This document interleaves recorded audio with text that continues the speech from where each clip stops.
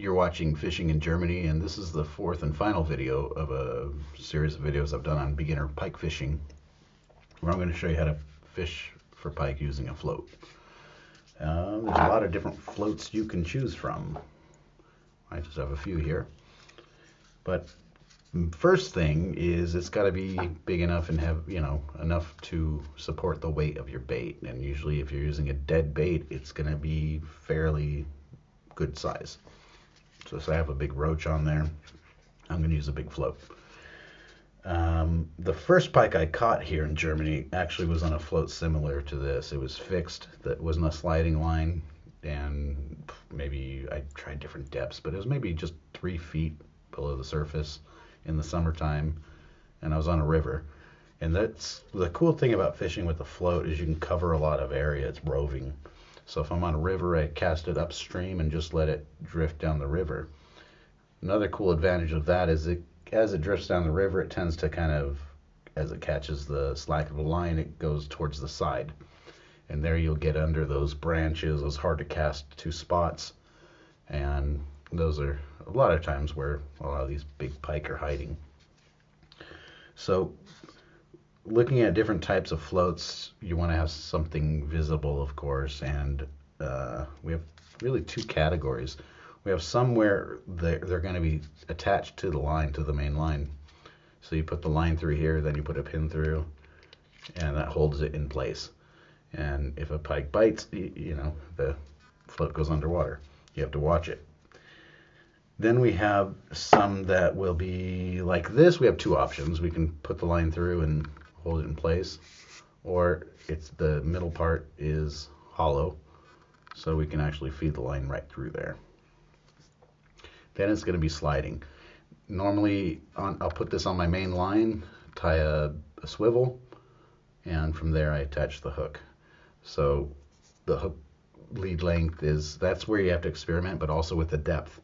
So I'll try to figure out how deep the water is. Sometimes just putting a weight at the bottom of a float, you can figure that out more or less, and I'll change it as I go.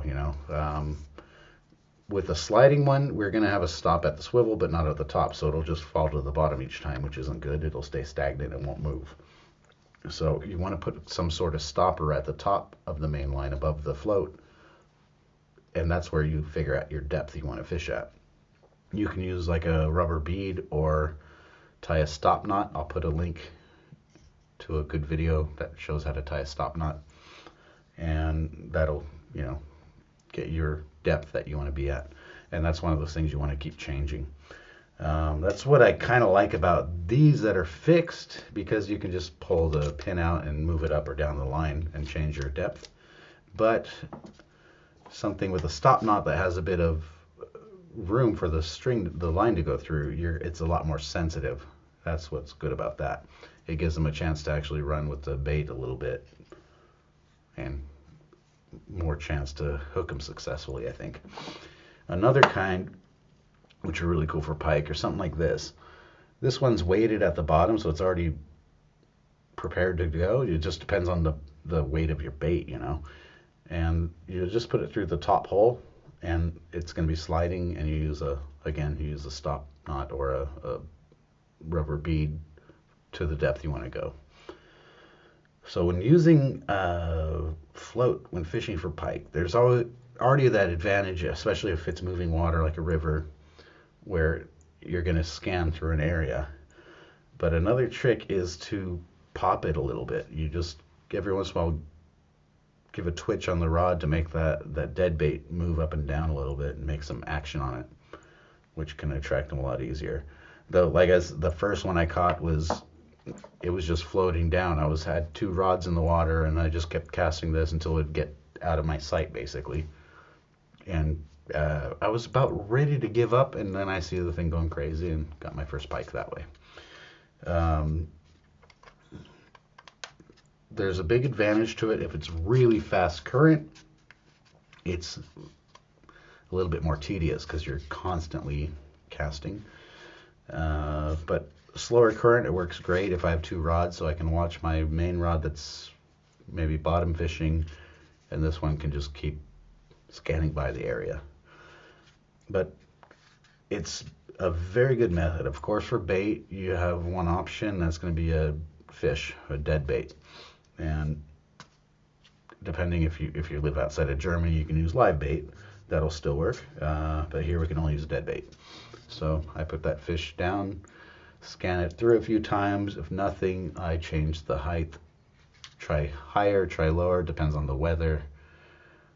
Warmer weather, with there's more bait fish at the surface active, I'll put it higher. And when it gets colder, put it lower. That's a general rule of thumb that I've had luck with. There's a lot of possibilities out there. It's not an exact science. But that concludes the final segment of this series of beginner pike fishing, and that's fishing with a float. I definitely recommend to try it. I've tried all the methods. They all are hit and miss, you know. There's no exact science to it. If something's not working, if you're trying with a lure, try this. If trying with dead bait, that's not working, try this. Switch back and forth, do 2 at a time if you can. Float fishing is, you got to be very attentive. You have to watch that float, and you have to cast often if it's moving water. So it's hard to do that and lure fish, for example. So usually if I'm float fishing, I usually have another line, because I can fish with a maximum of 2 poles. So I usually have another line in maybe just bottom fishing with worm or a corn or a poppet bully.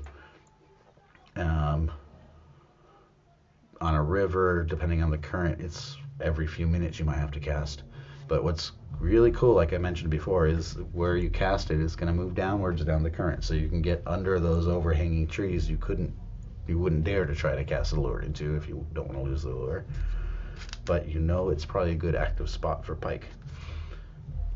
That's it. And yeah, if any of these videos are helpful, I'm always interested in feedback. Post your experience, questions, tips, all that stuff is always welcome. Thanks for watching.